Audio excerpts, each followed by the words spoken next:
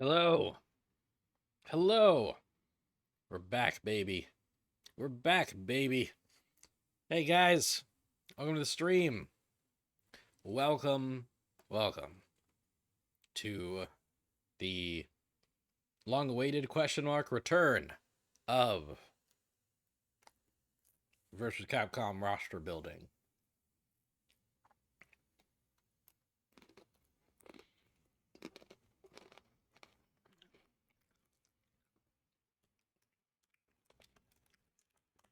These are smoky bacon pretz I'm snacking on tonight. Capcom presents, except I'm not affiliated with Capcom at all. Daniel presents, Capcom presents versus Capcom roster building streams.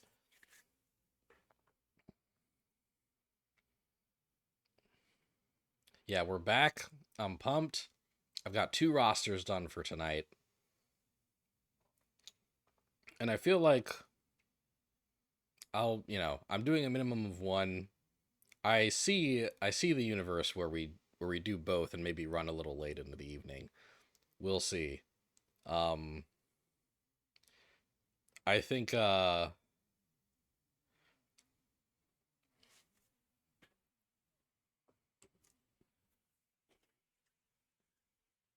I think it probably depends on which one I end up rolling because I think one of these rosters is about twice the size. No. Yeah. No. It's about 1.5 times the size of the other roster. If I end up doing the bigger roster first, I could see myself like, you know, spending so much time on it that'll be the full stream, but we'll see. I'm going to do this, but if I can go back and add some characters into Shonen Jump versus Capcom, we definitely need a Hunter x Hunter rep. We do definitely need a Hunter x Hunter rep. I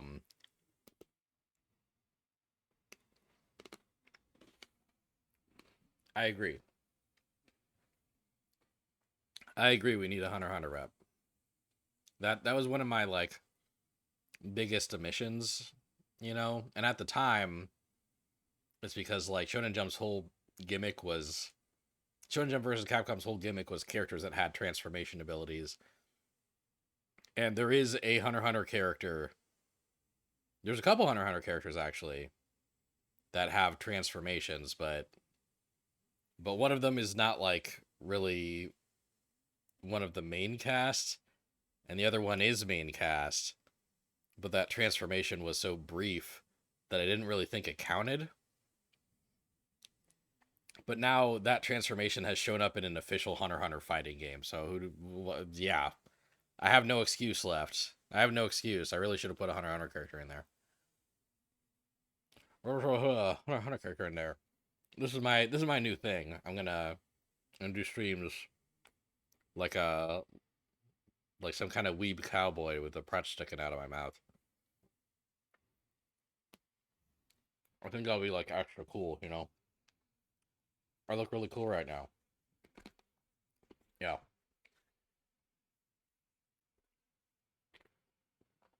Going back and adding more DLC to each roster is yeah, is continually something I wanna go back and do. I'm still torn on whether I should basically like, you know, really expand the roster of like a couple games or if I should just like do one season of DLC for each game I've done already. I'm still torn on that. Every time I think I've settled on one, I go, well, is that a good idea? Anyway, yeah. So I guess without further ado, I've got 2 rosters for you tonight.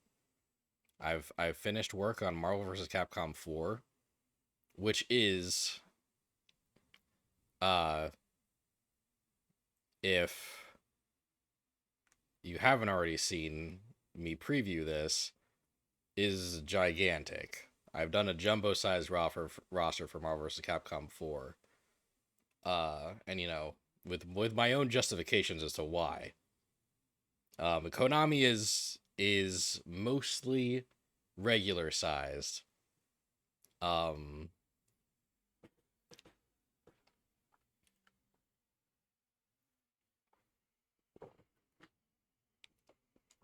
but yeah, we'll roll. Like, we could end up doing both tonight, but we will spin the wheel to see which one I do first.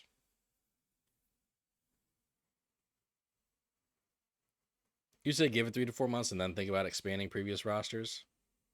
Mm-hmm. It's not a bad call. Not a bad call. But yeah, I guess I should start my usual spiel first. Yeah, I started doing versus Capcom roster building streams around the beginning of the year when Capcom started uh doing this poll of which franchises fans liked the most. Versus Capcom was one of the franchises on the poll. So we got really excited and started hypothesizing different versus Capcom rosters. Netflix versus Capcom, DreamWorks versus Capcom, uh, Square Enix versus Capcom, Shonen Jump versus Capcom, and then the results, and then some preliminary results came out that seemed to imply that not that many people care about versus Capcom. I got discouraged and I stopped for a bit. Then they announced the Marvel vs. Capcom Fighting Collection, and I got excited again. I made a couple more rosters. Hasbro versus Capcom, Mihoyo versus Capcom. I did Sega versus Capcom for an anniversary. And now, as of the day I'm streaming this, the Marvel vs. Capcom collection has just come out.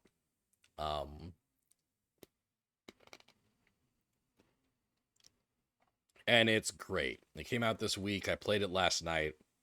It's fantastic. I'm so happy it's here. So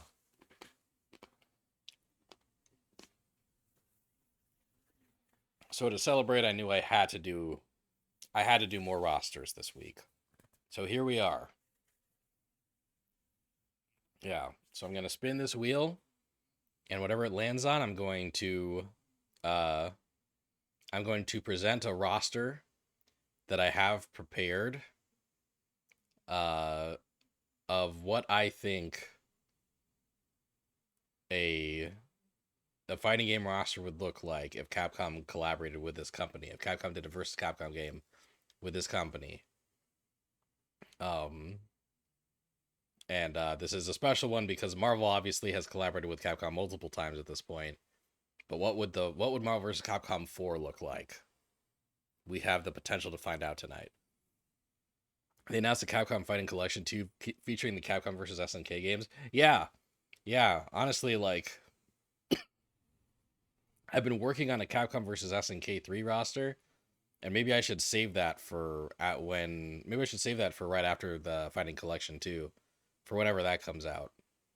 But maybe I won't be patient. We'll see.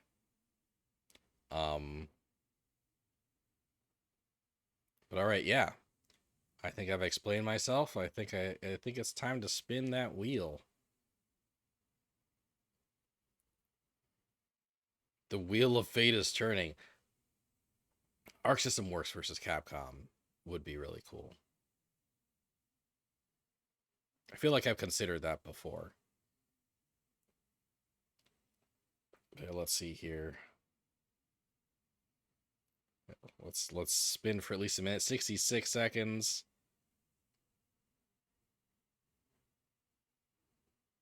Okay.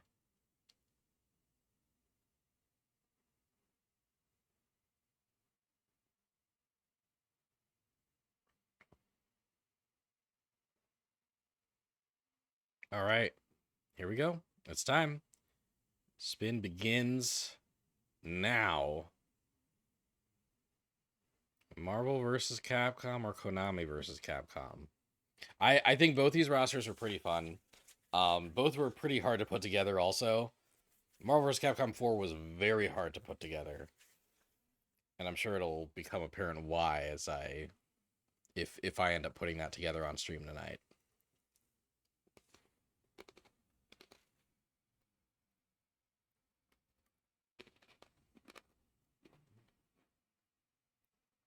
Ooh.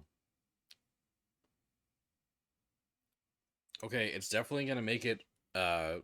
It's definitely gonna land on Marvel vs. Capcom 4. Like it's definitely gonna. Ooh, or will it? I just realized that this wheel looks like a Pokeball. Um, shit. Will it make it to Marvel vs. Capcom 4? And if it does, that's definitely the one that I'm doing. Oh fuck.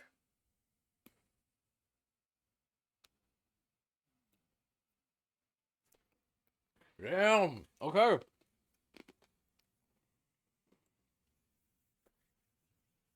I kind of wasn't expecting this actually. My gut told me that it'd land on Marvel vs. Capcom 4. But that's cool. We can do Konami versus Capcom as a warm up.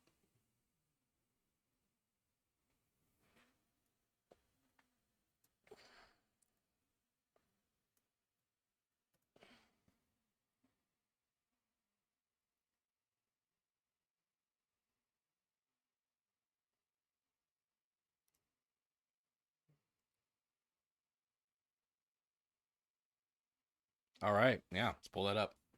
Okay. Looks like you caught the Pokemon you didn't think you'd get. I did.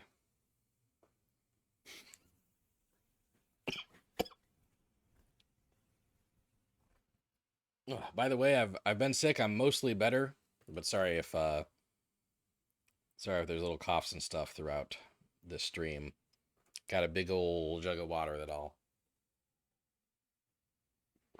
try to stave off the old throat itchies with. But anyway, so yeah, Konami versus Capcom. So, um, yes, I have a roster prepared here of basically hypothetically what would a fighting game roster look like if Konami and Capcom decided to team up and make Konami versus Capcom. Um, each of these rosters that I've made basically have a launch roster of 30 characters. That's 15 characters on each side. Konami versus Capcom will have a launch roster of 31 characters. Um, and the 31st character is kind of a special case. Um, but then there's also 2 seasons of DLC. Each season has 3 characters per side. Uh, so 6 character DLC seasons. For a total of 12, which means that the final roster will have 42 characters, 21 characters on each side. Uh, with with companies that have a wide range of IP, it's always really hard to whittle it down, even to 42, which is kind of a big number. Um, but uh, but yeah, I think Konami versus Capcom was really interesting to put together. Konami versus Capcom, I just mentioned that the launch roster is 31, so this will be a 43 character roster actually. But still, this was kind of tough. Um, but each roster has guidelines that I've put together. Um, basically hypothesizing what I think the game itself would be like. Um, so here's the Konami versus Capcom guidelines. The Konami versus Capcom would be a 2 versus 2 fighter. I think basically I think Konami versus Capcom they want to be somewhat accessible. They wouldn't want to overcomplicate things. So 2 versus 2 would be the way to go. Um, for each game, I kind of come up with a gimmick or a key mechanic uh, that I think will be included in the game. Konami vs. Capcom will have sub items. Um, basically, when you select your characters, you also get to select from a menu of like items that are like limited use. Um, this was kind of inspired by stuff like Castlevania, right? Um, like uh, like the holy water and the axe and stuff. Basically, uh, like there's a variety of items you can pick from. Some Konami themed items, some Capcom themed items, and some are like really cool, really powerful items that you can only use once per match, and others are like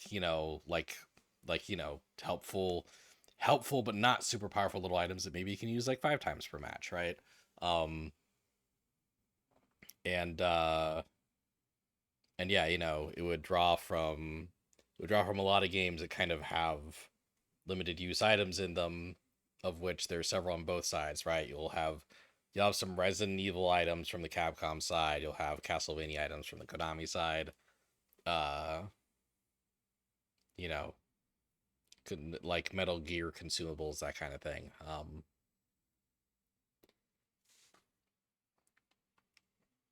Character guidelines cover a wide range of IPs, current franchises, dormant franchises, and of course some deep cuts. And a mix of fun, quirky, and cool slash badass slash edgy. I think one interesting thing about Capcom and Konami is that they both have characters that are like neat and weird and niche, like strange little characters that are kind of whimsical and fun, but they also have their kind of like edge lords and um they can both have a tendency to try a little too hard to be cool. So for Konami versus Capcom, I leaned into that. Um and kind of grabbed from both ends of that spectrum.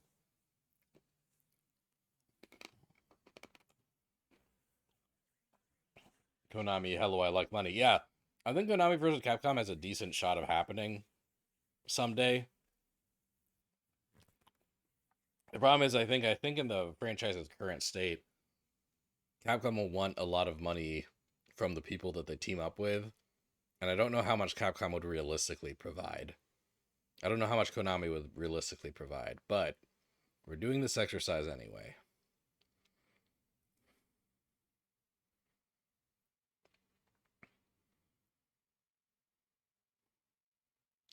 So yeah, I guess there's really nothing left to do but get started.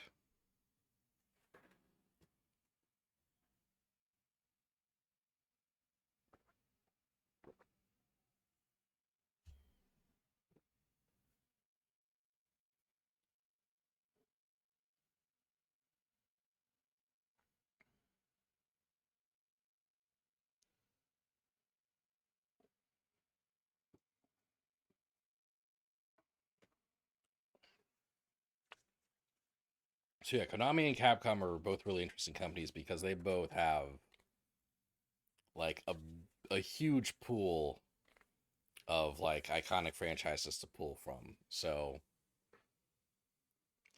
I guess I guess we'll do the let's get the obvious ones out for Capcom real quick, right? Let's get our staples out. We got Ryu, right? He's gonna be in all of them. Our big Street Fighter rep. I'm running out of things to say about him because he's in all of them. He's in all of these. What do you want me to say? I'm there's no suspense I can offer. There's no way I can pretend that he's not going to be in every versus Capcom roster. I I'm not sure what you want from me on that front. Um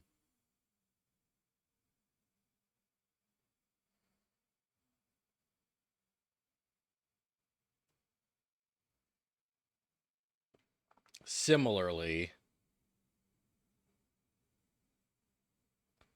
on a similar note,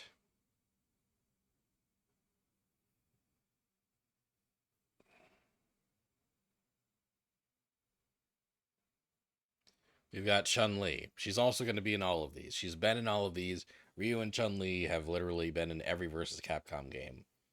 Um, so yeah, here she is.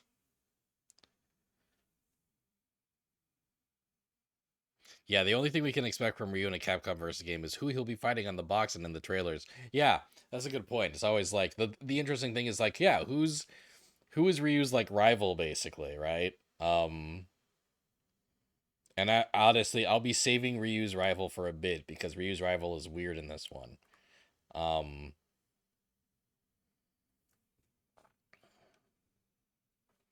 but yeah, we got Chun-Li. There she is.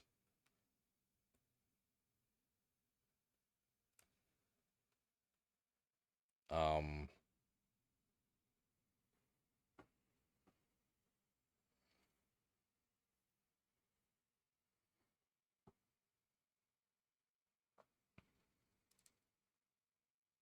and then uh and then our third obvious pick who's been in every Capcom developed versus Capcom game, Morrigan from Darkstalkers. She's been, as if they're called versus Capcom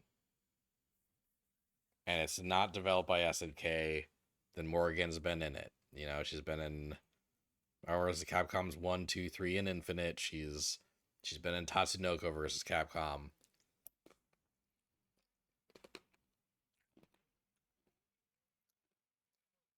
And I think Konami in particular would love to have her on board, you know? Konami's Konami's kind of horny. I'm sure that'll come up later. So yeah, I don't think they'd mind Morrigan.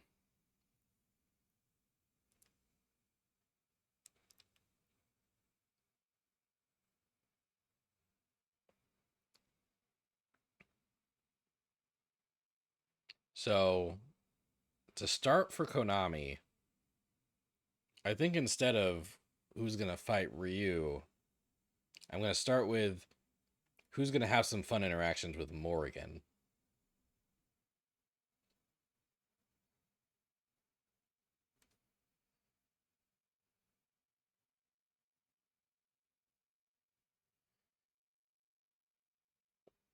Got your answer to that.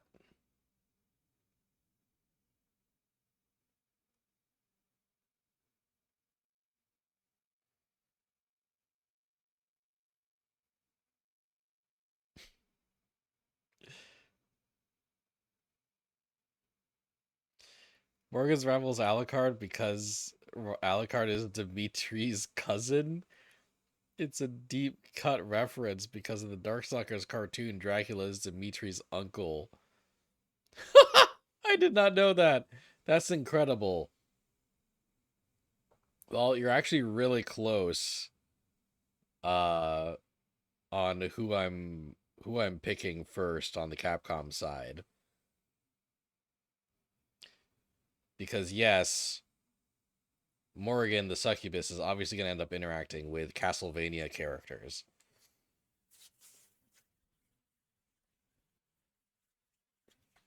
So so yeah, Simon Belmont is kind of a no-brainer, right? Like yeah, Castlevania is going to be in this game. Simon is going to be there. Castlevania is being represented. So yeah, so here's Simon. He's got his whip. He's got he'll have a variety of cool Castlevania items. Um, and he's kind of like he's one of the big like kind of classic Castlevania reps. So here he is doing his thing.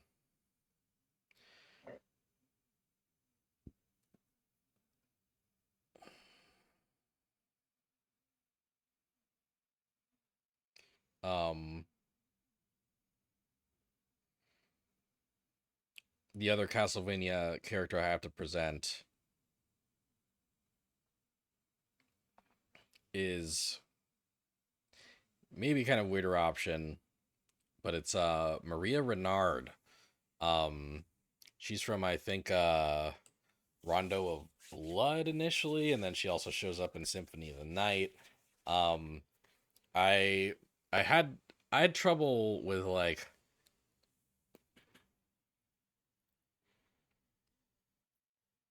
I wanted to pick like a female Castlevania rep, and I had trouble with that. I was waffling between a couple options. I ended up picking Maria because I think she has really fun moveset potential. In the Castlevania game, she like has control over animals. She'll throw out doves as projectiles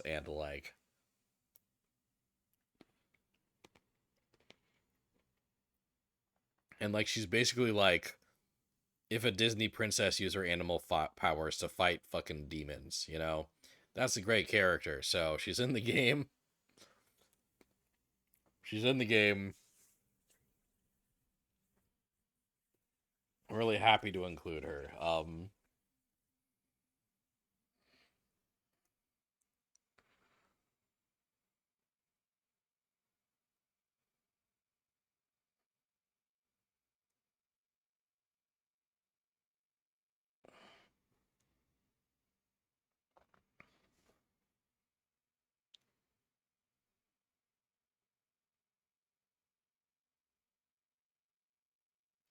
See, let's that's all for Castlevania characters for now.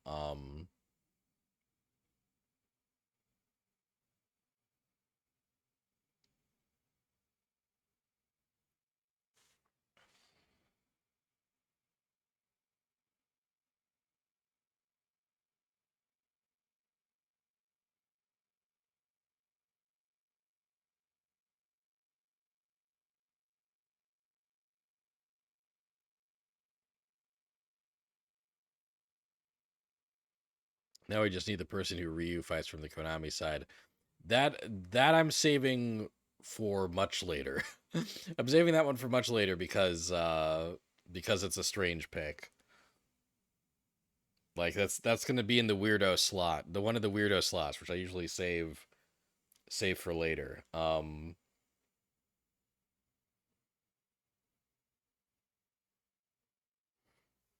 Yeah, I guess I should probably yeah. So I'll move on to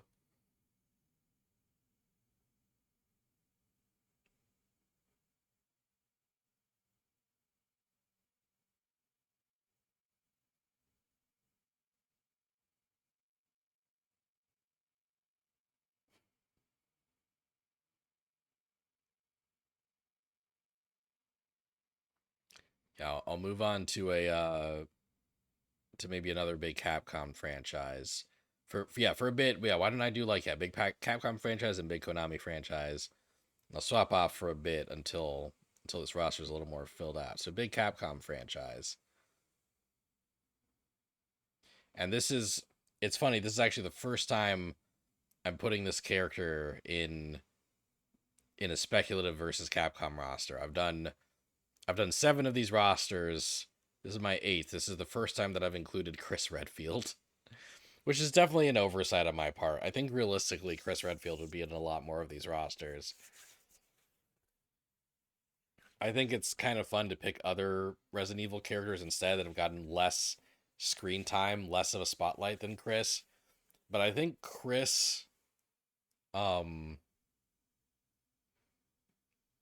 I think Chris fighting like some Konami characters, uh, just makes a lot of sense in the long run. So like, yeah.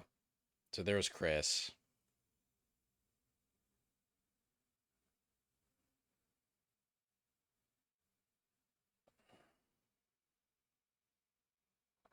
As sort of kind of a rival for Chris, some of these are very loose, and I don't think every character has a specific rival.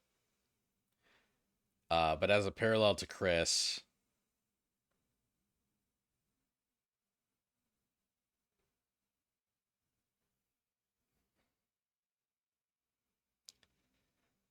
I've got Bill Reiser from the Contra games. The tones of their games are very the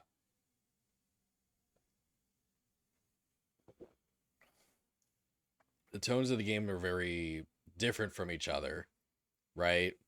Contra is a very chaotic, like run and gun shooter, shoot 'em up, and Resident Evil is like a survival horror game. Um, but I like the parallels of Chris and Bill is like two big beefy dudes with like uh with a big variety of like weapons, like with these very varied and powerful arsenals of big ass guns. I think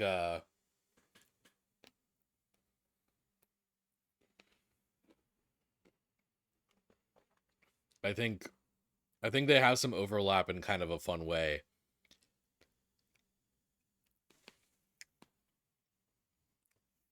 So Bill from Contra would be like more or less Chris Redfield's counterpart.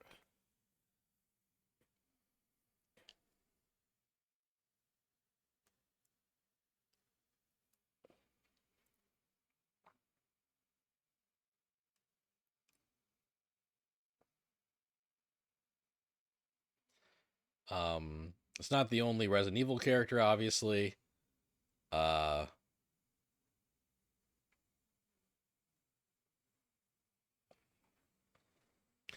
Here's one that shows up in a lot of my vs. Capcom rosters. Uh, but I stand by it.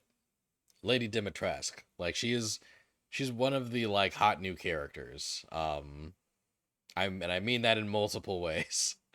uh, for uh, for Resident Evil, and I think she'd make an incredible fighting game character. I think there's very few scenarios in which Capcom makes a new versus Capcom game and Dimitrescu is not playable. So like kind of an obvious one, but there she is.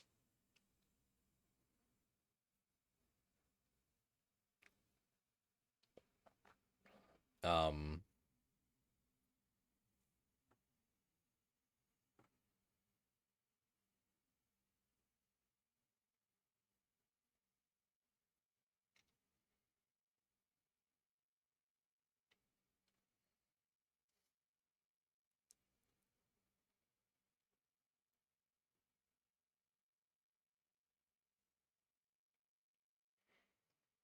Shit, we'll put you two over here, kinda. Chris and RE1 and Richter and Symphony of the Night have the same voice actor, RIP. Oh, that's a bummer. I didn't realize that I didn't realize there was that overlap, and I didn't realize that person had passed. That's a bummer. Carmilla from the Lords of Shadow franchise, Castlevania Lords of Shadow, should show up in Lady D's ending. This is some good thinking. I love thoughts like that. I don't know who Lady Carmilla is, but like I love figuring out like what characters endings will be in these games. I think that's always a super fun avenue to go down. Great thought. I feel like you're probably onto something there. All right. So yeah, that's all the Resident Evil for now.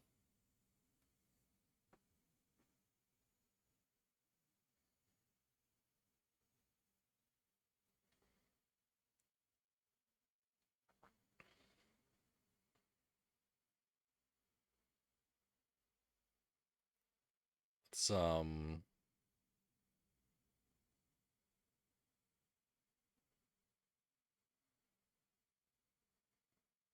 bust out another big Konami franchise. I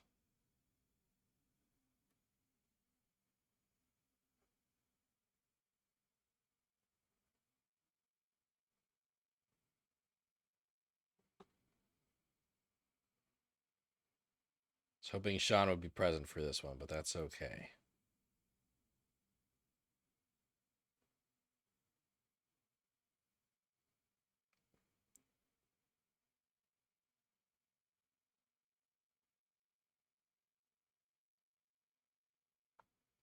Guess we're on Metal Gear and Silent Hill since they're part of Konami's Big Three. Well, you are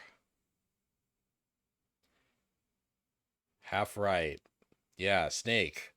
Yeah, Konami. Yeah, Metal Gear is one of Konami's biggest franchises, obviously. So yeah, Metal Gear's here for sure.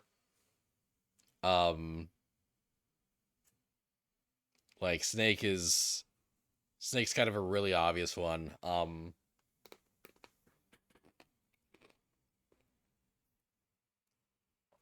It would probably be like Metal Gear Solid 1, Metal Gear Solid 2 era Snake, but he'll have an alt costume where he's Big Boss basically. And I think it'll be a high effort alt costume where there are dialogue changes and all that.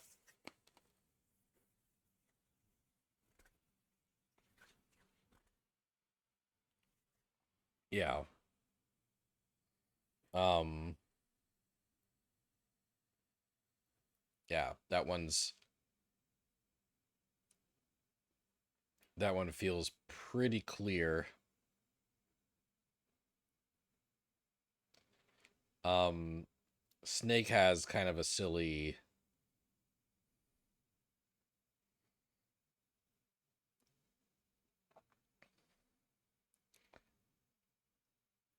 rival, kind of a rival that I have in mind. And again, some of these are loose, but I do think the interactions between these two characters would be funny. And this is also the first time that I've put this character in the versus Capcom roster. And that's Frank West. Um, it's funny when I was building these rosters, when I was building a lot of these rosters, I was like,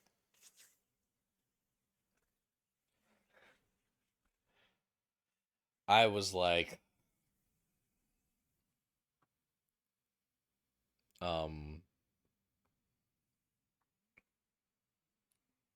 I think like I was under the impression that Capcom was done pushing Frank West. That they'd kind of realized that Dead Rising was a dead franchise, and that Frank West would probably stop showing up in crossover media. And then they remastered the game again. Then they announced another remaster of Dead Rising 1. So yeah, man, they really love putting Frank West in their shit. Here he is again. Here's Frank West. And yeah, I imagine him like tagging along with Snake in like the story mode. Um and thinking like he's much better at like sneaking around and shit as he is. Like he keeps like compromising Snake's position. You guess Frank and Big Boss can argue on which of their remakes are better. Yeah, that's one of the endings.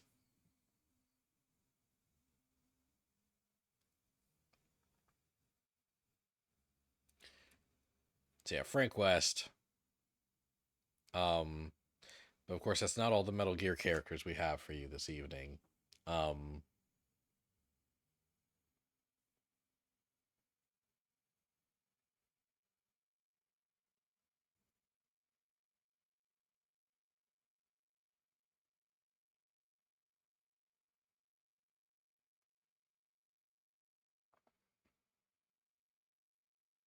we've got Revolver Ocelot.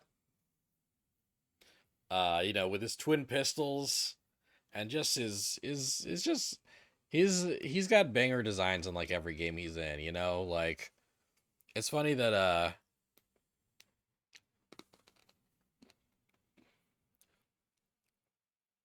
it's hard to find high def official art of his design in Metal Gear Solid 1 and 2.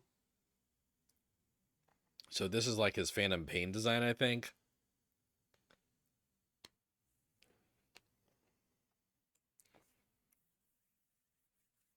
But again, Ocelot will have a variety of different outfits in this game. We'll cover each era of Ocelot.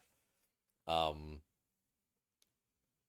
and yeah, he'll just be like, just kind of an obnoxious like dude who practically rushes you down with his zoning. He'll just have cool gun shit going on.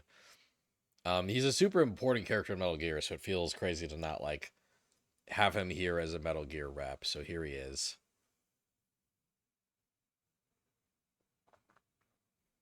Um,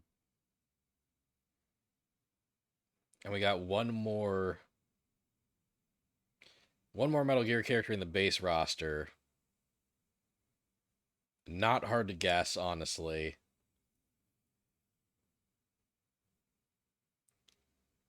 And that's Raiden from Metal Gear Solid 4 and also Metal Gear Solid Rising. This right here is a versus Capcom fighting game character. This is a character that is built, that is meant to be in a versus Capcom game.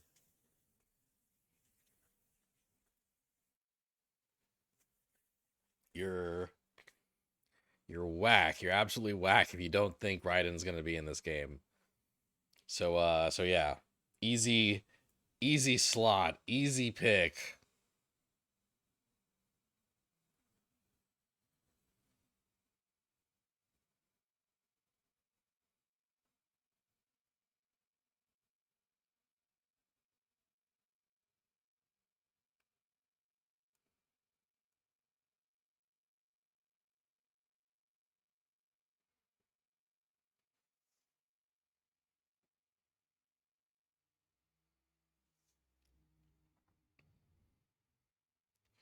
So we got 6 characters in Konami and 6 on Capcom.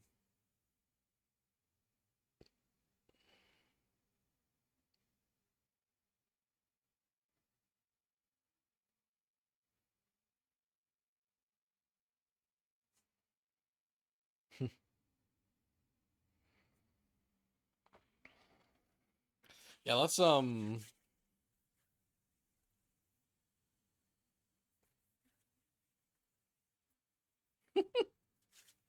you man, you're Zane, you keep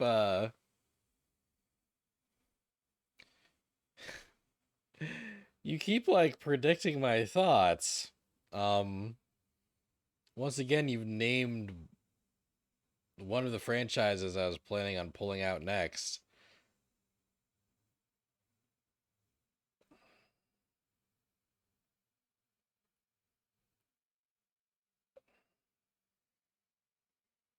Try to clean up over here a little bit.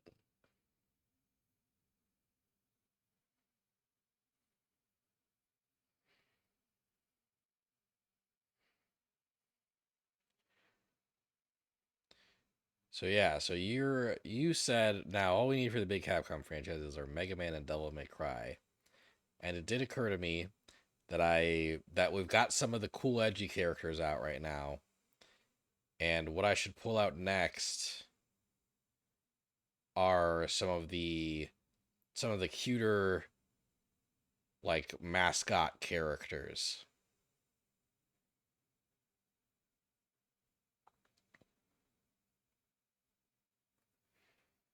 So we'll start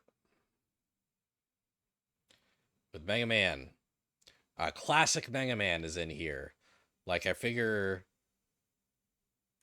Konami has some like really like iconic like mascot characters. So while there's a lot of cool versions of Mega Man, we're going with the most iconic OG Mega Man for the Capcom side. To kind of complement and contrast with Capcom's mascot characters.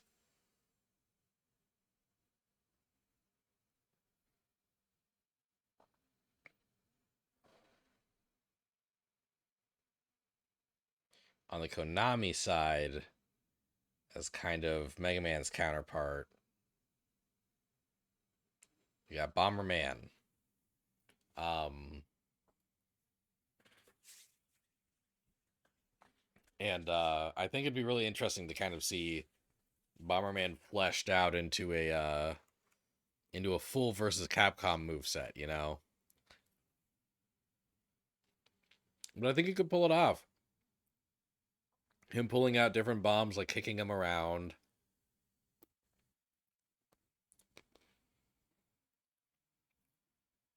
maybe like riding around on his animal friends and stuff. Like there's Bomberman's done a lot of crazy shit throughout the years, so there's definitely moveset potential there.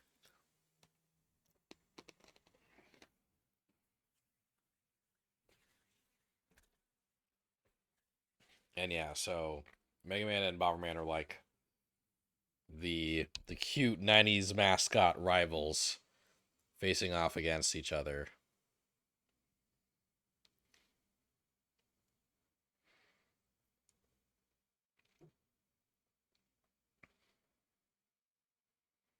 Mega Man has another rep, but Bomberman doesn't.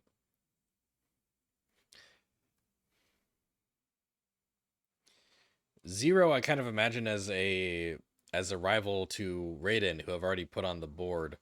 Um, yeah, just like two robot boys with their laser swords facing off against each other. I think that's gonna make an awesome CG trailer. So that's yeah. So Zero's in the base roster this time. A lot of the time I make him DLC, but he's definitely base roster this time, facing off against Raiden.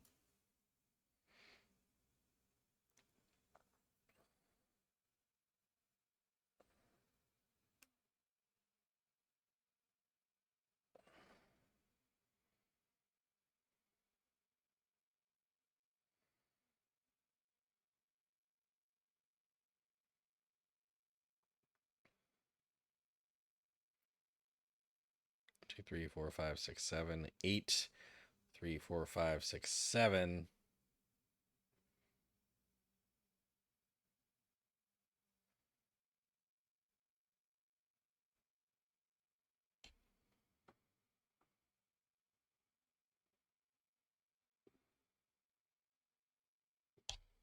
Yeah, let's pull out.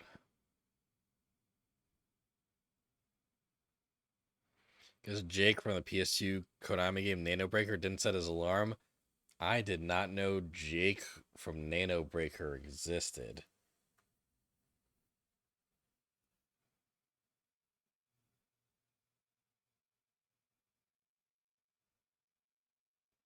Oh.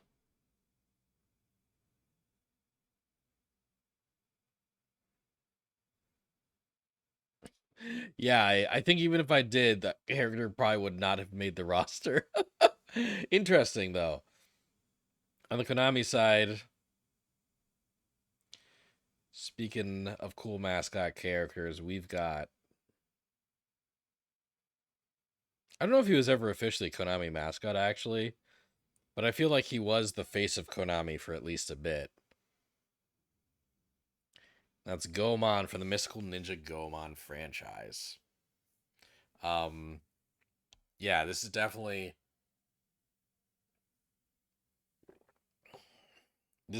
like niche quirky Konami, you know.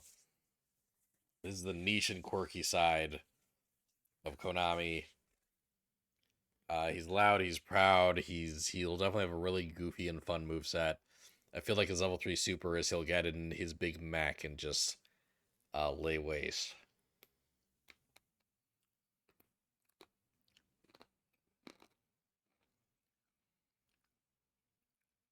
I couldn't really justify any of his friends showing up in the roster. Like Abisumaru is not playable in the base roster or as DLC. So Abisumaru probably would just like show up in like some of Goemon's like victory poses or in Goemon's ending or something, you know?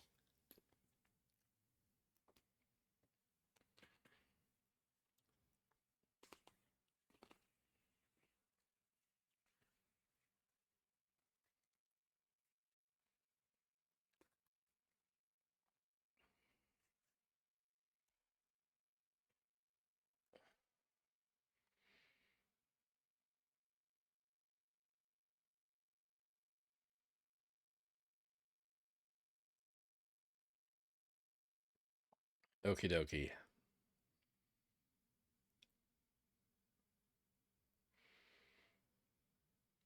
Got 8 on each side.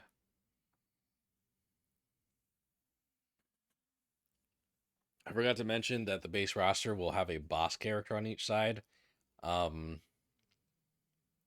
like basically the boss on each side will be playable, but then in the story mode, those two bosses will collaborate or combine or fuse somehow, and and the result of their collaboration or fusion will be an unplayable final boss at the end of the story mode. Kind of like Ultron Omega in Ultron fusing with Sigma to become Ultron Omega in Marvel vs. Capcom Infinite. That kind of thing.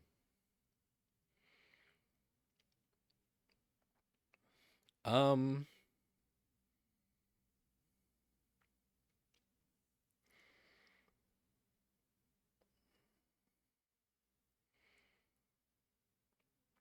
Yeah, let's see here. Why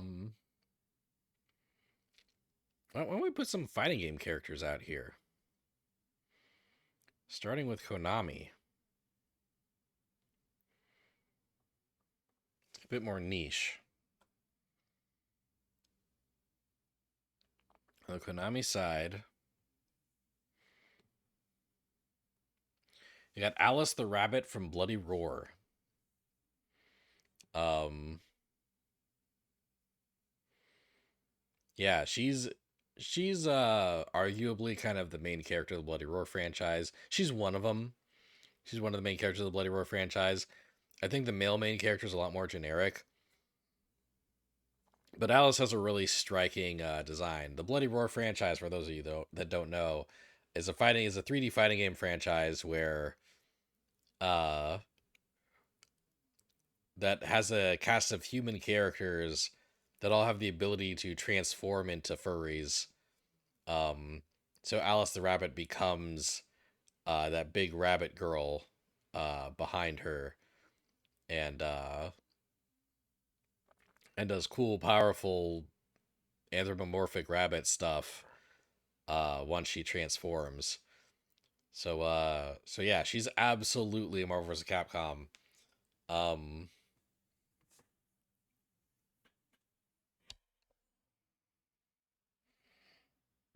oh, and we've got Zane talking about Konami's fighting games in chat. So why don't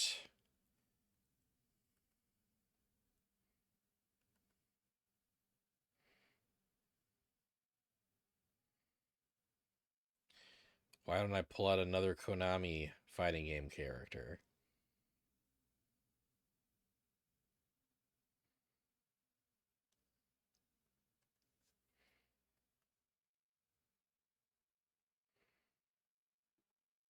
Reiko Hinamoto from Rumble Roses. Um, yeah, Rumble Roses was a wrestling game franchise um that Konami did. Where basically all the playable characters were girls. It was a women's wrestling game, and Reiko was the protagonist of that. Um, and uh, and I've picked her less fan servicey costume, believe it or not. But honestly, I think it's always cool when a fighting game has a girl grappler option. You know, I feel like a lot of fighting games, your grappler is going to be a big beefy dude.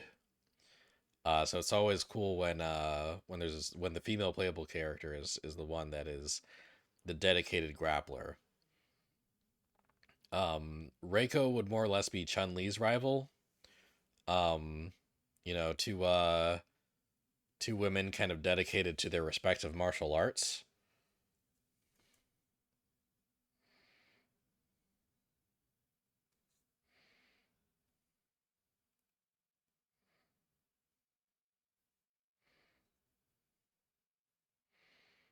Alice the Rabbit also has a rival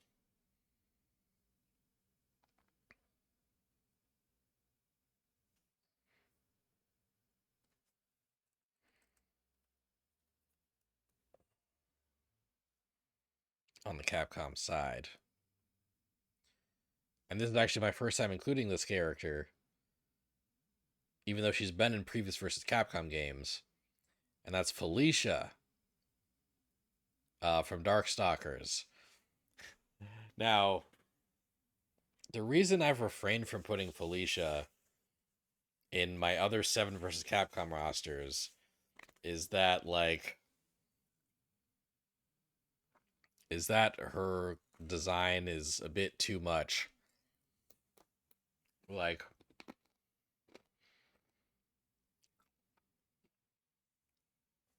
I feel like I feel like her default outfit is such like a ratings headache that most of the time Capcom wouldn't bother to put her in a new game anymore, right? Especially one that they're trying to get a T rating for.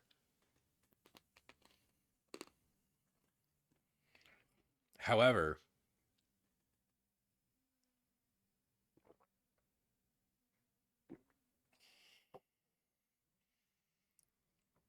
Konami is such a weird, horny company that I think Konami would not care, and that they'd encourage Capcom to put Felicia in the game anyway.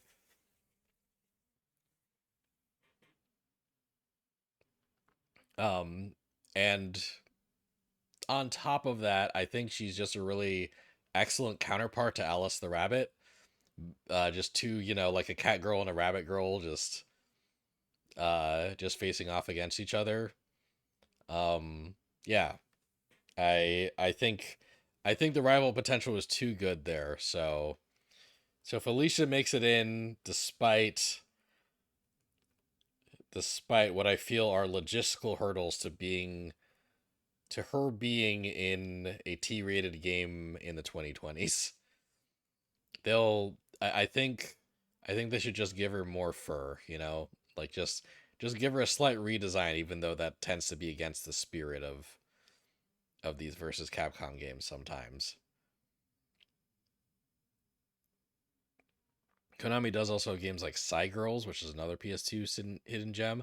I'll have to look into that at some point. I didn't know about Girls.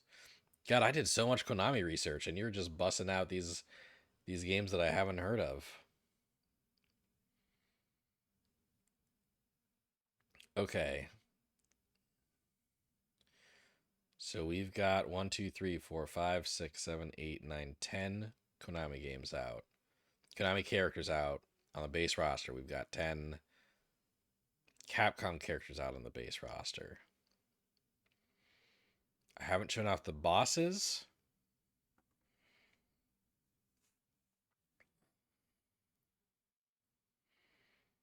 And I haven't shown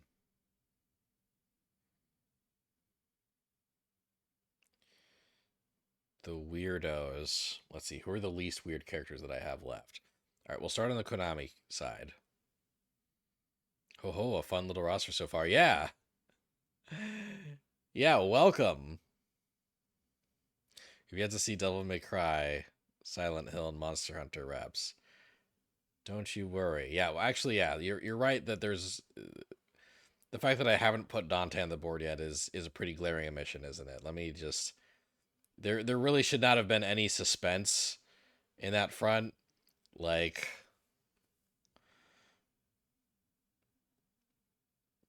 yeah, of course Dante's here. Of course he's here. Of course he's gonna fight Konami characters. He's got such a Konami vibe. Of course he's here. You didn't have to worry about that. It's very funny that I'm putting him next to Frank West. It feels very funny that I'm doing that somehow. But here he is. Um However, less of a shoe in, but I think still a good fit.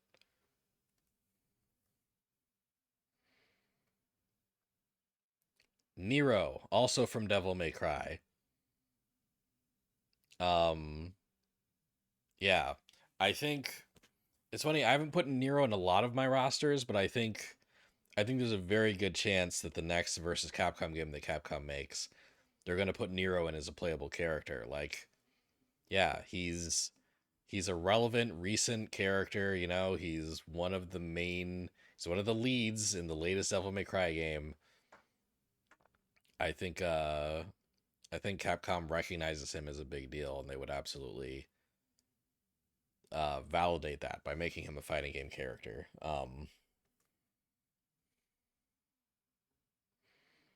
So he gets to go next to his uncle? Question mark. Um,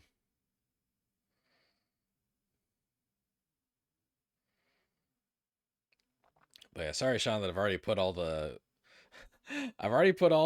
Metal Gear characters in the base roster, and Goemon's already been placed. I'm sorry you missed that.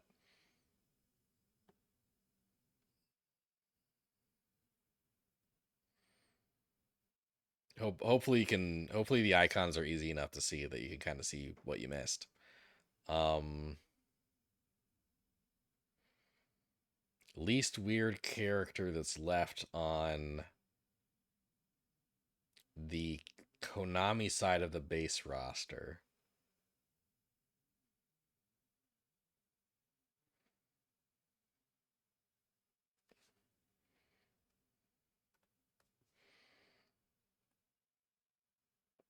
And like I said, Zane, you didn't have to worry. You didn't have to worry at all. We got Pyramid Head on the base roster. That felt that felt like a pretty easy addition. It's an iconic design, creepy as fuck. Uh, yeah, this would be like a slow, super armor intensive bruiser character that would just uh be like, be such big damage that it'd be like fighting a horror game character. Yeah, I think Pyramid Head could be really cool in a fighting game, really intimidating, really intense to fight.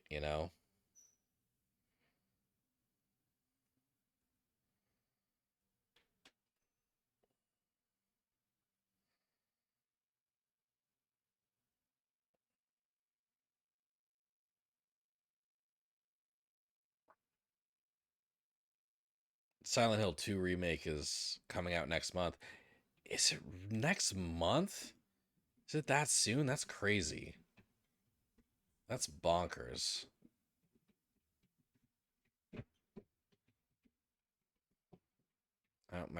My upstairs neighbor is letting out the horse again.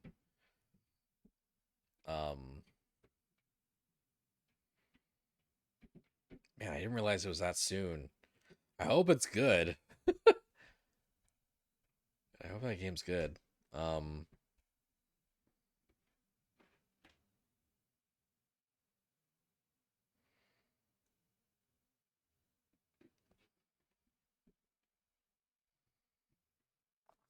I kind of forgot to I should have shown this character earlier. On the Capcom side, Kimberly from Street Fighter 5. Yeah, I think she's got good Konami vibes. I think she's a great fit for being a Street Fighter character that can kind of have a more like exaggerated move set for for versus Capcom. I think they could really escalate her ninja moveset um and make it as crazy as Ryu's moveset is in Capcom games versus Capcom games.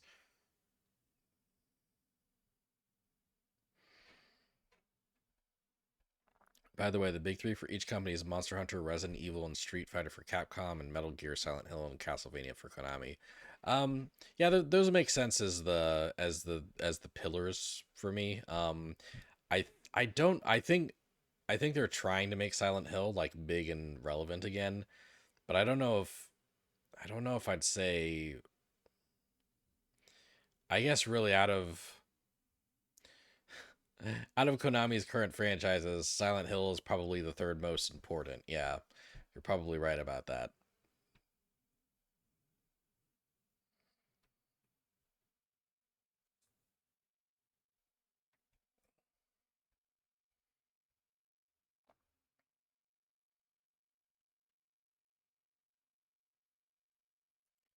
But yeah, Kimberly's in the base roster for sure. Um,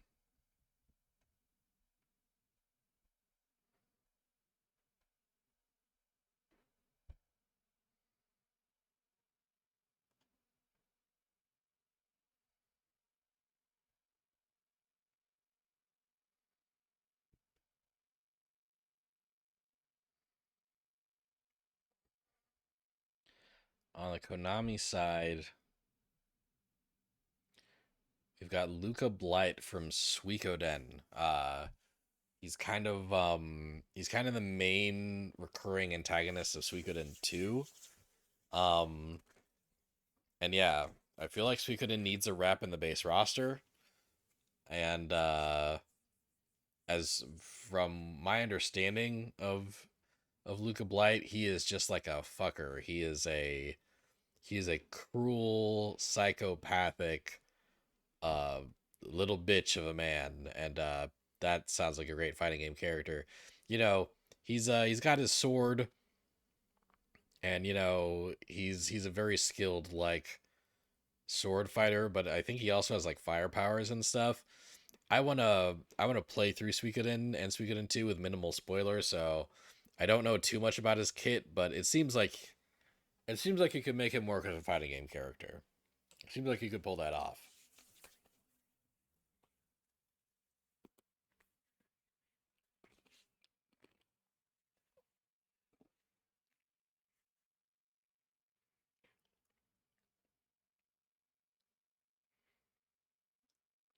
So we'll put Luca Blight next to Bill Reiser up here.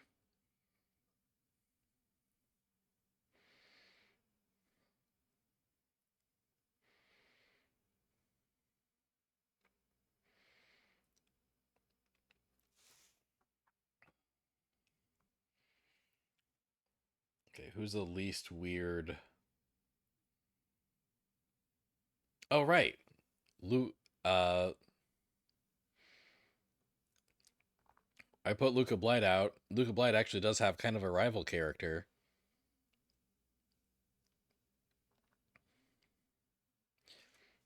I have uh for you the viewers a Capcom edgy JRPG antagonist character, um Fo from Breath of Fire 4. Yeah, I feel like these two would kind of team up in the story mode. Um oh my god.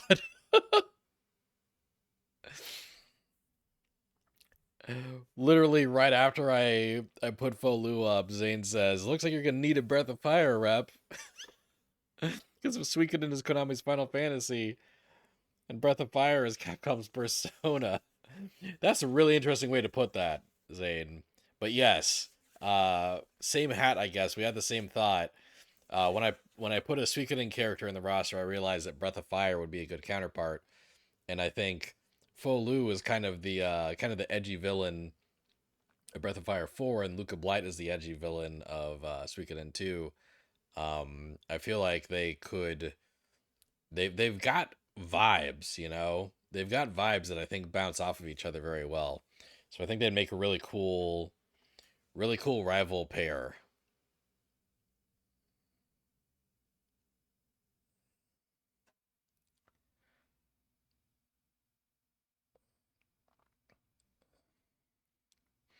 All right, so we got a couple Konami weirdos. Um,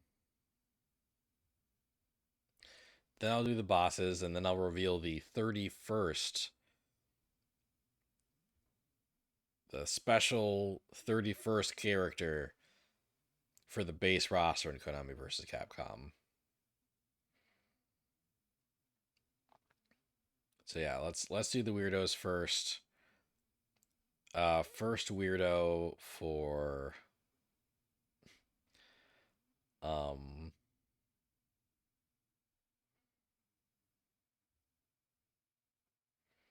for the Konami side is Hikaru slash Akane from the Parodius franchise. Um,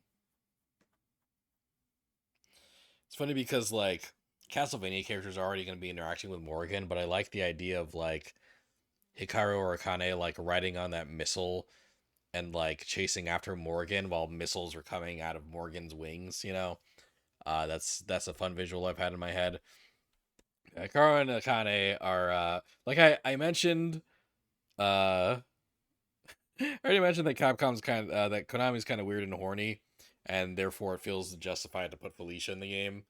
Yeah, because these fucking bunny girls are really important to Konami's history. They've shown up uh in a lot of Konami's games, like they've cameoed in various ways. Their main characters in their Parodius franchise, uh, which is kind of their wacky kind of like shoot 'em up franchise. Um, that's my Bulma. Oh, they should not try for a Vegeta voice right now. Not well enough to do that, apparently. Um, but yeah, like I believe they, you can pick one of those. You can pick either Hikaru or Akane and Parodius, and they ride on the missile and shoot various projectiles. Um, so Hikaru slash Akane would definitely have like zoning abilities. I imagine that you'd be able to like kind of pick one or the other as alternate costumes for each other. Um, but then whoever you didn't pick will kind of show up, will kind of like jump onto the screen and do like support moves for certain special moves. Like basically, if you're Hikaru, you'll get Akane as an assist and vice versa. Um, but but yes, Hikaru does kind of look like Bulma. It's not a bad point. I believe Bulma does predate these characters, but maybe not by a whole lot.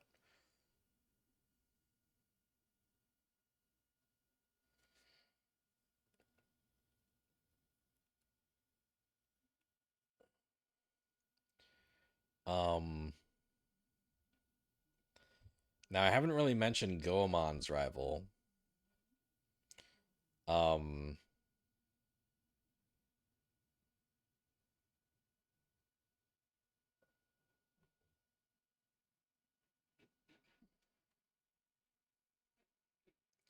and I thought about like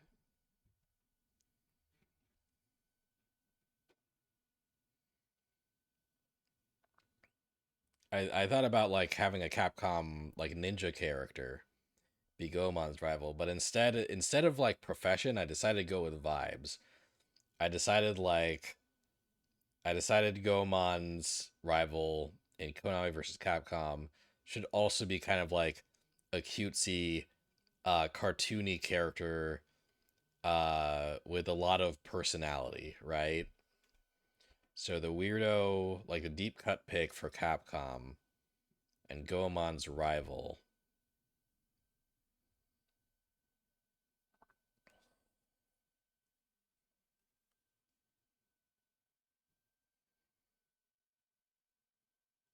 is Zack and Wiki from the Wii game Zack and Wiki.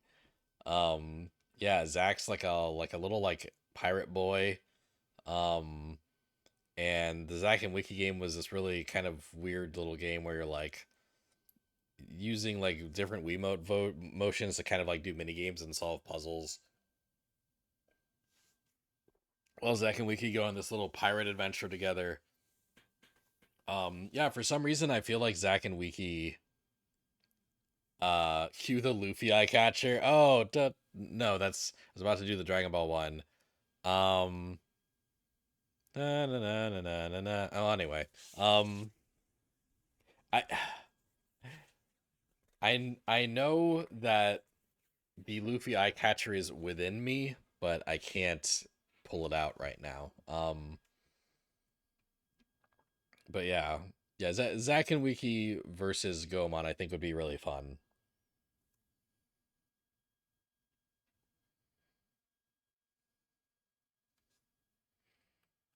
So one so it's been requested, who's Ryu gonna fight in the trailers? Who's Ryu gonna fight in the promotional material? I haven't shown you yet,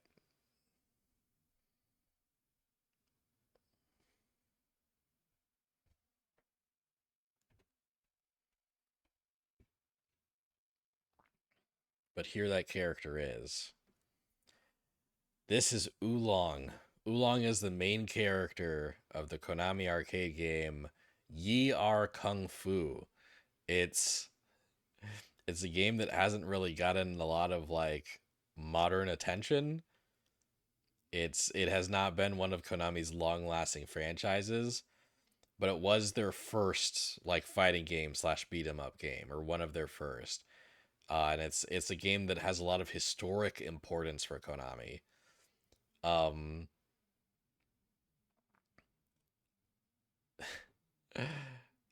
uh, Also, like this is specifically Oolong because in like sequels and re-releases of Yi Are Kung Fu, uh, they renamed the character. They redesigned the character. They replaced him with a character named Lee, who is just legally distinct Bruce Lee. And I think Oolong has a bit more. You see that I just grabbed a sprite for Oolong because Oolong doesn't have like official art at all that I could find. But yeah, I think Oolong has a bit more of a distinct design, so I think it'd be really cool if they kind of update, like, kind of redesign and update Oolong and have a cool new redesigned Oolong just fighting Ryu. Maybe not on the box art. Maybe not on the front of the box art anyway. Um but maybe not front and center, but yeah. Yeah, Oolong is Ryu's rival. They're both kind of skilled martial artists that I think will have a lot of respect for each other. They're kind of at opposite ends of at weird points in the roster relative to each other. Okay, so all I have left is the boss characters in the base roster and also the secret, I mean, not maybe not secret. It won't be unlockable or anything, but the special 31st character that is a special case that I've discovered. Um but yeah, I'm sure you can guess from the placements. The boss on the Konami side is Dracula. Is it kind of weird that basically a public domain character is the main bad guy for the Konami side? I don't know. I think it's fine. I think the Castlevania version of Dracula really has a lot of his own personality and a lot of his own distinct aesthetic. Um, and I think he'd be a cool fighting game character and he'd be a big pain to fight. Um,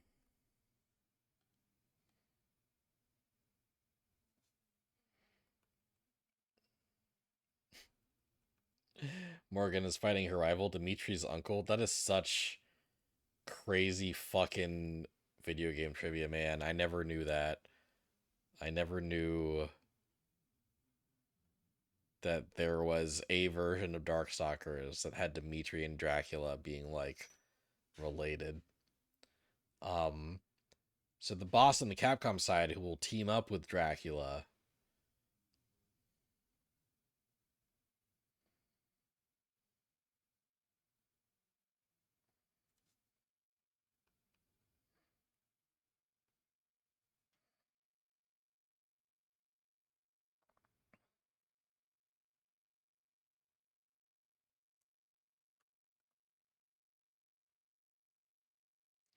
is Wesker from. Oh no, I didn't make him big. Did I fuck that up? Ah,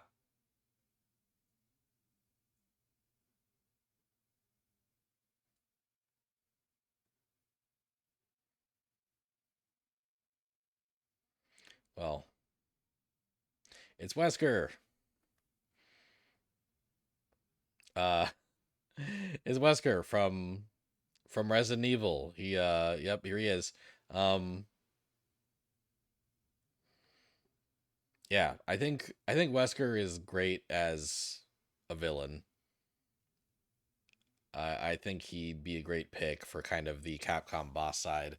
And basically, the way I view it in the story mode, Wesker and Dracula, um, team up, um, and the unplayable final boss at the end is basically Wesker infects Dracula with the T virus. um Turning Dracula into even more of like a grotesque monster than his usual grotesque monster form. Um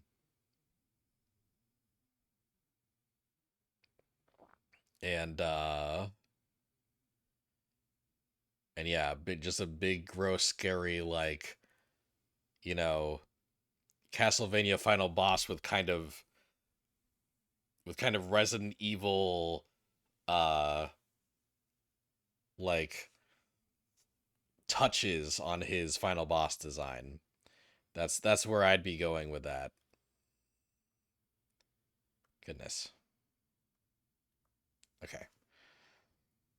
Um, and that would be the base roster, but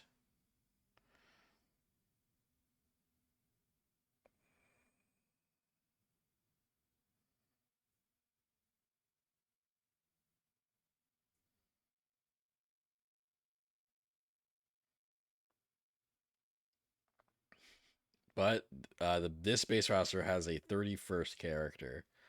Um, and like I said, this character is a very strange special exception. Um, because this character is like, like on the left side we got the Konami characters. On the right side we got the Capcom characters. This character is a Konami character and a Capcom character. And this is also a weird ass deep cut. For the 31st character in the base roster, we have Gear Rex, the Monster Hunter Metal Gear crossover character from Metal Gear Portable Ops for the PlayStation Portable.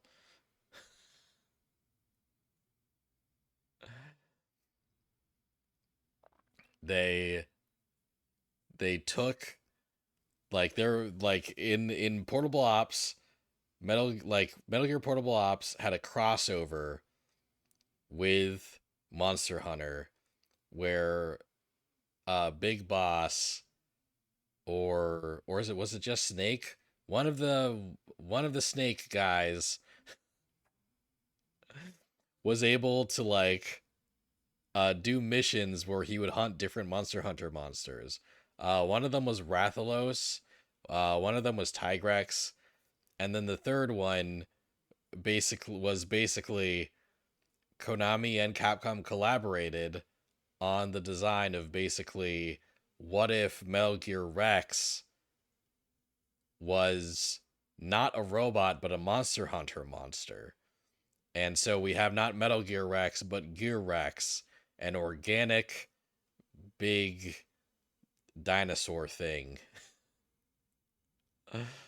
um that Snake would recognize in the story mode.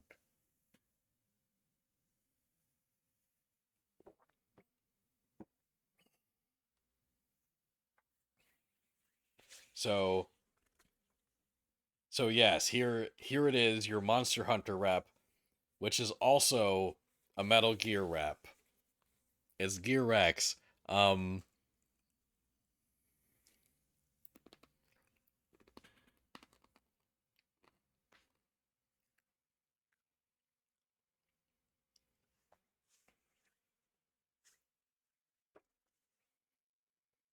yeah, since the character itself is a collaboration between Konami and Capcom, I found this incredible opportunity to call back to that character and put them in the game. So Metal Gear Rex will be here smack dab in the middle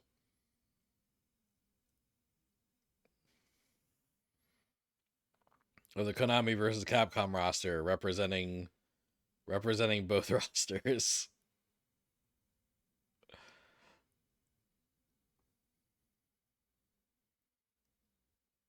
Enjoy.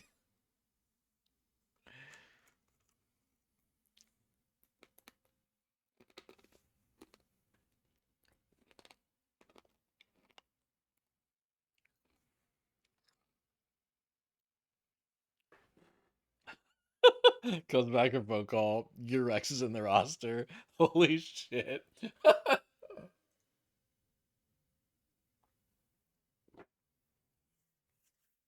Yeah, once I found out that character existed, I'm like, fuck.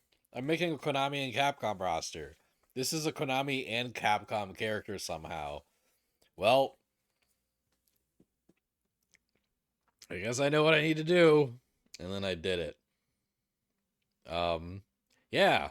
So this is the base roster, and hopefully these icons are big enough for you to be able to see them on whatever screen you're watching this on. But on on the Capcom side, we have Ryu, Chun-Li, Kimberly from Street Fighter, Morgan and Felicia from Darkstalkers. Konami side, we have Simon Belmont, Maria Renard, Dracula as the boss character from Castlevania, of course. Then Bill Reiser from Contra and Luca Blight from Suikoden. On the Capcom side, we have Mega Man and Zero from the Mega Man franchises. Chris Redfield, Dimitrescu, and Wesker from Resident Evil, with Wesker being the boss character. Dracula and Wesker team up in the story mode, and Wesker infects Dracula with a T virus to make a deformed, monstrous Dracula the final boss, the unplayable final boss of the story. On the Konami side, we've got Bomberman from Bomberman, Goemon from Goemon, Snake, Revolver Ocelot, and Raiden from Metal Gear. On the Capcom side, we got Frank West from Dead Rising, Dante and Nero from Devil May Cry, Fo Lu from Breath of Fire 4, and Zack and Wiki from Zack and Wiki. And then on the Konami side, we have Alice the Rabbit from Bloody Roar, Reiko Hinamoto from Rumble Roses, Pyramid Head from Silent Hill, Hisako slash I forget.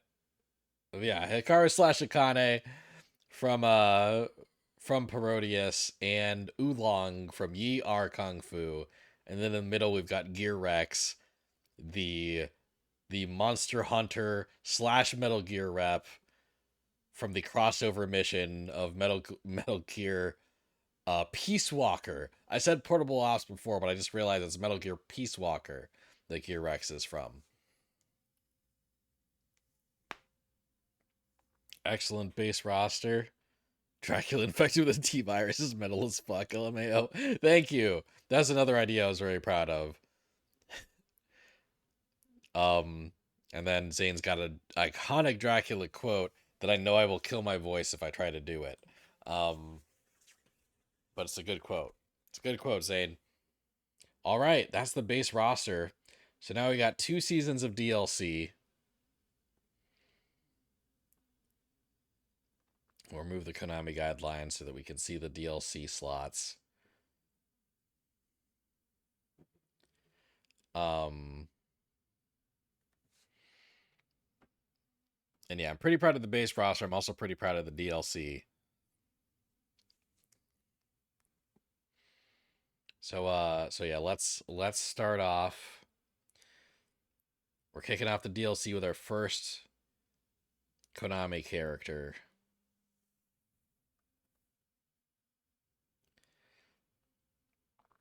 Psycho Mantis from Metal Gear Solid 1. Yeah, more Metal Gear Solid characters, more Metal Gear characters is obviously a no-brainer. And I think Psycho Mantis would just be a really cool fighting game character, Uh yeah, like I think he'd be like a really fun zoner.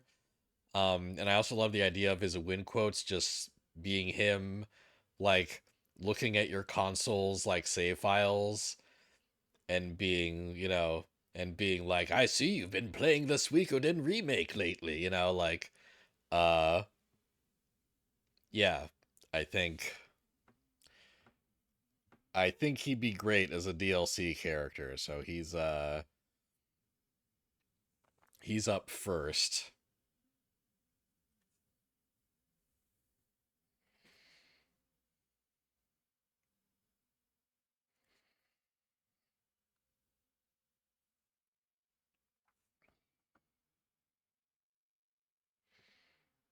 Then the first Capcom DLC character is Arthur from Ghosts and Goblins. Now, usually if I put Arthur in these rosters, usually I try to put him in the base roster because I think, like, I don't know, I feel like not a lot of people want to spend extra money on Arthur. Um, like he's a fun, iconic Capcom character. Um, and he kind of hits like kind of Capcom's old school console and arcade history. Um, but the reason I decided that Arthur should be a DLC character,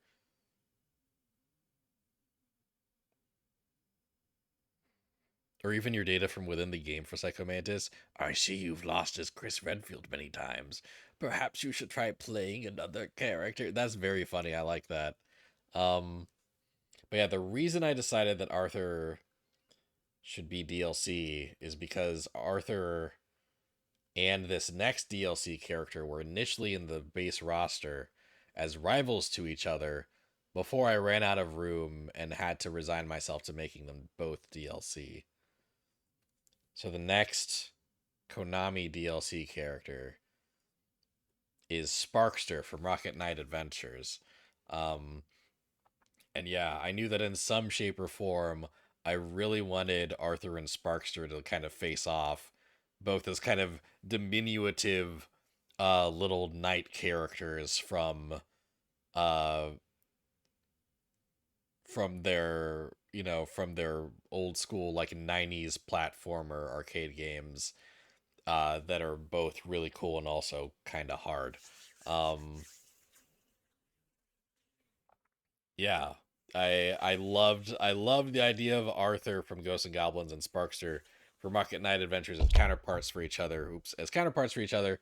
So so yeah, I ran out of room in the base roster, but yeah, Sparkster and Arthur are DLC, and they're both kind of the retro reps for the DLC.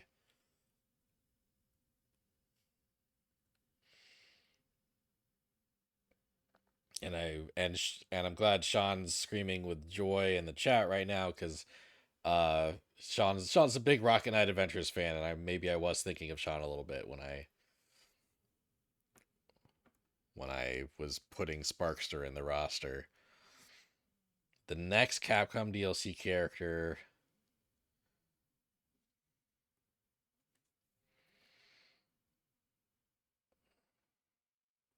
is Regina from Dino Crisis. Yeah.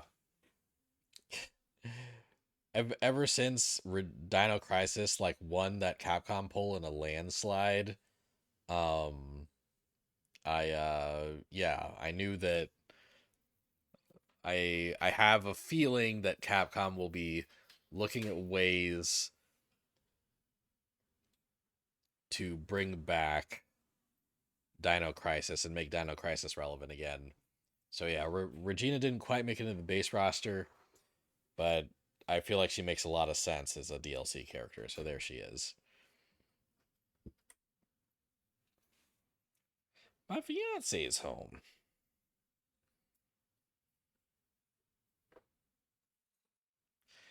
Um, Shinji Mikami just came out and said Dino Crisis isn't needed. Well, I'm sure plenty of people think that he's stupid for saying that. So I still think that Capcom will revisit Dino Crisis somehow.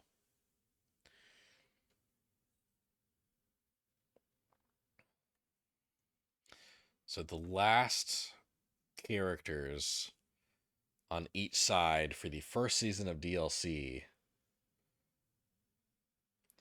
On the Capcom side, we've got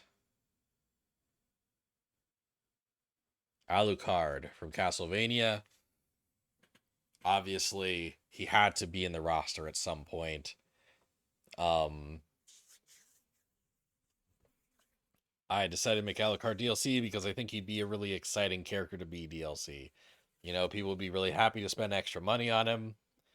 Um, and I think his reveal could be treated as a big deal. It'd be very exciting to see that Alucard got added to the game after he's conspicuously absent from the base roster. You think Shinji Mikami's stupid for saying that? The prophecy, the prophecy has already come true.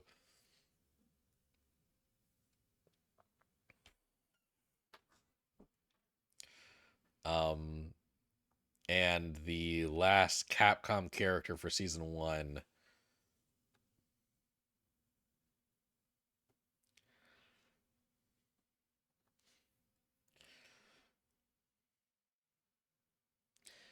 is Akuma, another Capcom crossover game. Another Akuma eventually making it into the roster. Um, the Alucard trailer would do numbers. Yeah, that's what I think too. So yeah, Akuma. Yeah, Akuma makes sense, and I think he makes a lot of sense for Konami versus Capcom too. I think he's just got like edgy Konami vibes, you know. Yeah, he'd be a good fit. He'd be a good fit.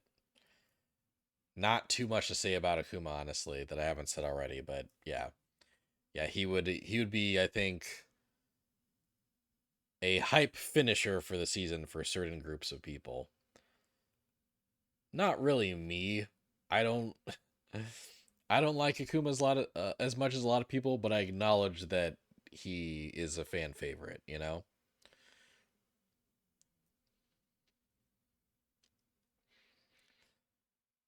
All right, season 2 of DLC. First character on the Konami side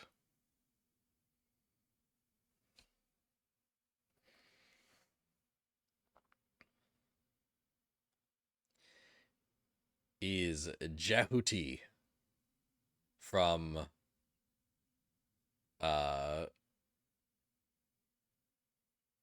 from Zone of the Enders. Jehuti is a cool fucking robot with an Egyptian motif uh that gets in the cool robot sword fights. Fuck man, yeah, that's a fighting game character. That's a fighting game character. I gotta put Jehuti was like I really waffled between putting Jehuti in the game because at this point a lot of Kojima characters are showing up in the roster after Kojima has left the company.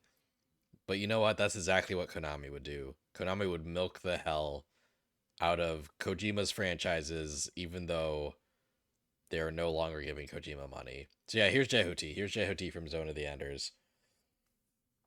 Zone of the Enders seems pretty cool. Like, I was for this project, I was looking at Zone of the Enders character designs. They're fucking cool, man. It's good shit. Season 2 prediction, Dimitri finally getting to join his uncle and cousin. I did not know that Dimitri was related to Dracula when I put his roster together. Also, that's specific to the American cartoon that I know is not canon. Oh God. Okay. Jill Valentine.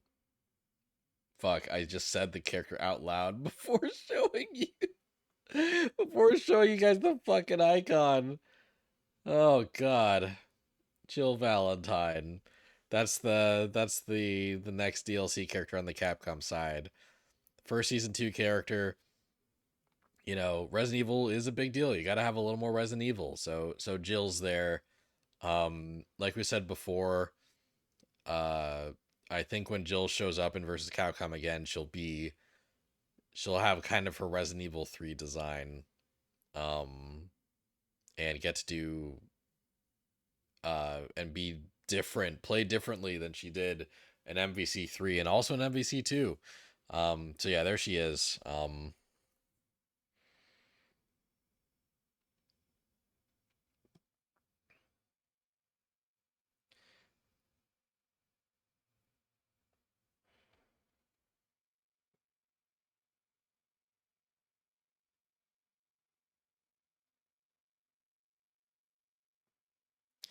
Season 2 prediction 2, Heather Manson with a Princess Heart level 3 super and an Ashley Graham costume. Heather Manson, is that Haunting Ground?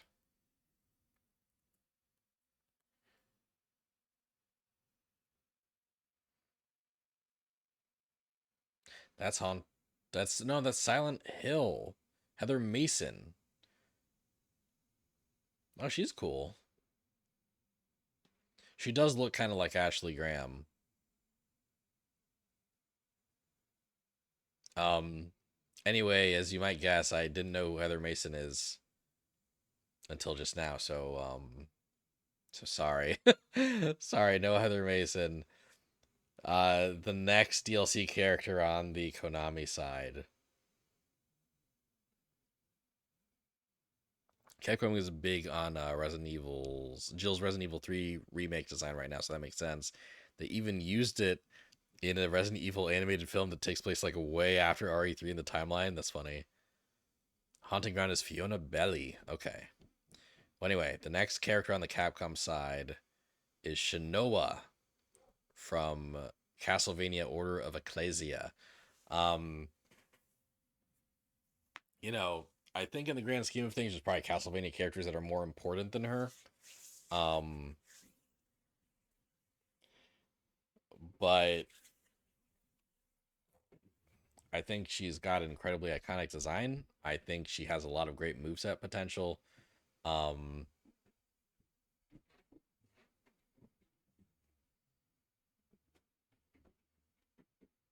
I think the horse upstairs is loose. Um, and and yeah, I think she'd be a great fighting game character. I think I think they would kind of prioritize Shinoa as a DLC character. The DS collection also just got announced and released like a week or two ago. That's true. Yeah, the DS collection shadow drop. So like showcasing at least one DS character would kind of make sense if they were to start development on a Konami versus Capcom around now. Nice. Shinoa has big fighting game energy. I think so too. Yeah. Yeah, I wasn't able to articulate it that concisely in the moment, but I agree.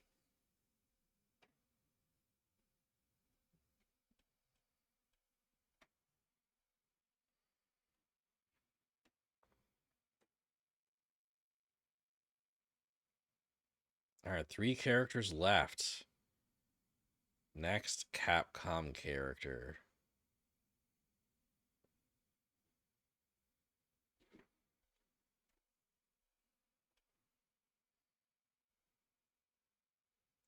Strider Hiryu. Everyone versus Capcom fans. What I do? Versus Capcom fans love Strider Hiryu. They love him. They would spend extra money on him. They'd love to see him as DLC. Um, and yeah, I talked about maybe like when I was said I was considering making a ninja arrival for Goemon, it was gonna be Strider. But yeah, I moved him to DLC. Um, yeah, not much left to say about Strider Hiryu after doing 8 of these. But yeah, he's a great versus Capcom character, very beloved by the community. Yeah, Strider for sure. Strider is the next to last Capcom DLC rep. Um Now the final Konami rep, the final Konami DLC rep. Um and I guess there's no real like smooth like way for me to go about this. Um this character is major spoilers for Metal Gear Rising. So I guess if for any reason um if for any reason you don't want to know about kind of some major climactic moments in Metal Gear Rising, then I'm very sorry about this. But also you've you've probably there's a good chance that you've seen them in a meme or a TikTok or something at this point. You've probably already seen what I'm talking about. Um, you potentially already seen what I'm talking about, but if you haven't, I'm sorry. So here's the character. Last chance to bail.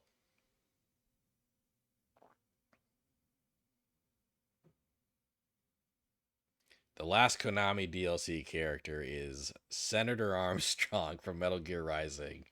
Um, I haven't played Metal Gear Rising, but I've been subjected to all these clips of this fucking beefy, roided out uh government official beating the shit out of Raiden in Metal Gear Rising. Like he feels like such a fighting game. Like he's such like a he seems like such a like great pick for like this insane like bruiser character in a fighting game, you know? Like once I thought about it, I couldn't really let go the thought of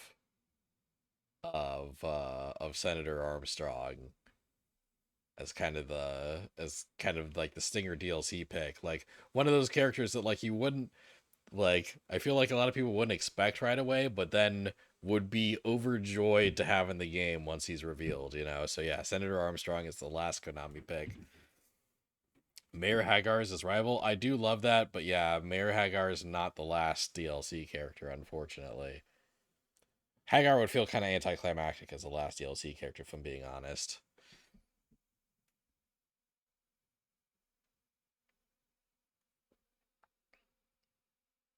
Absolutely insane pick, but you love it. Thank you.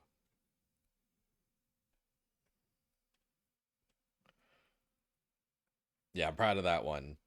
The last Capcom DLC character is I decided to go kind of deep cut territory. Um and I've only had this character in like one other versus Capcom roster so far, but I do think this character has like kind of niche Konami energy. And that's Gene from God Hand. I think this is another character where like, you know, where people buying the DLC wouldn't really expect him after not seeing him for so long. Then he gets revealed, and people go nuts that he's finally been acknowledged by Capcom again, you know? Um, and I feel like he's actually kind of a fun rival for Senator Armstrong in retrospect. Armstrong's reveal trailer would get a huge reaction. Yeah, I think so for sure. Absolutely, yeah. Um, so Gene from God Hand, very wacky, over the top, character with a lot of charisma. Yeah, I think that's a decent way to finish out the season.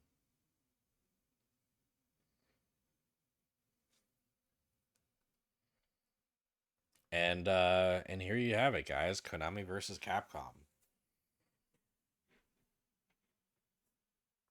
Um, yeah. Armstrong's ending would be him taking over Metro City and killing Mike Hagar. I think what the ending would be him infiltrating Metro City, deciding to become his new mayor or something, and like the last shot is him and Hagar about to face off instead of him just murdering Hagar on screen. That is a good concept for an ending though. I do really like that. So yeah, our full roster for Konami versus Capcom. Ryu, Chun Li, and Kimberly from Street Fighter, Morgan and Felicia from Darkstalkers, Simon Belmont, Maria Renard, and Dracula from Castlevania, Bill Reiser from Contra, Luca Blight from Suikoden, Mega Man and Zero from Mega Man and Zero, Chris Redfield, Dimitrescu, and Wesker from Resident Evil, Bomberman from Bomberman, Goemon from Goemon, Snake, Revolver Ocelot, and Raiden from the Metal Gear franchise, Frank West from Dead Rising, Dante and Nero from Devil May Cry, Folu and Zack and Wiki from Breath of Fire, and Zack and Wiki. They're not from the same game. Alice the Rabbit from Bloody Roar. Side note, I wanted to include more Bloody Roar characters, I just didn't have the room. Reiko Hinamoto from Rumble Roses, Pyramid Head from Silent Hill, Hikaru slash Akane from Parodius, and Oolong from Yar Kung Fu, and Gear Rex, the Monster Hunter crossover cameo character from Metal Gear Peace Walker, as the 31st bonus character in the base roster. Then your DLC characters, you got Psycho Mantis from Metal Gear, Arthur from Ghouls and Ghosts, Sparkster from Rocket Knight Adventures, Regina from Dino Crisis, Alucard from Castlevania, and Akuma from Street Fighter in Season 1, and then Jehuti from Zone of the Enders, Jill Valentine from Resident Evil, Shanoa from Castlevania, Strider Hiryu from Strider Hiryu, Senator Armstrong from Metal Gear Rising, and Jean from God Hand as the second and final season. And there you have it. Konami versus Capcom.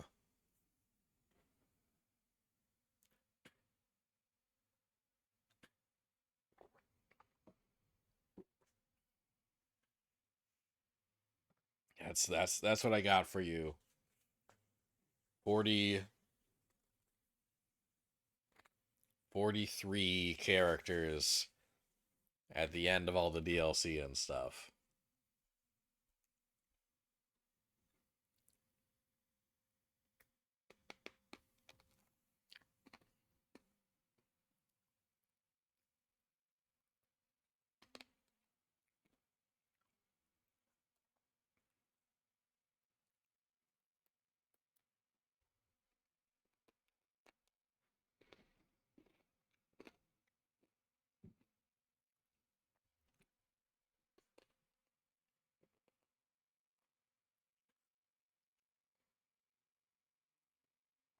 Yeah, this one was fun to put together.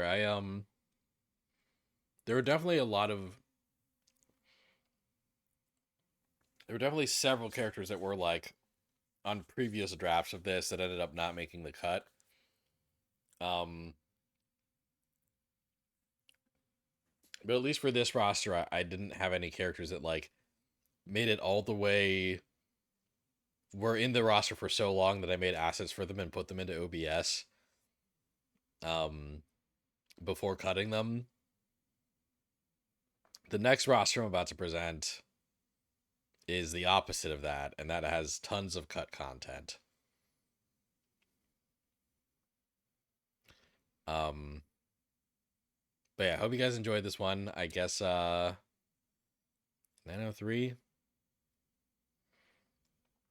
I guess what's left to do but spend the rest of the stream doing the other roster that I have prepared for you guys.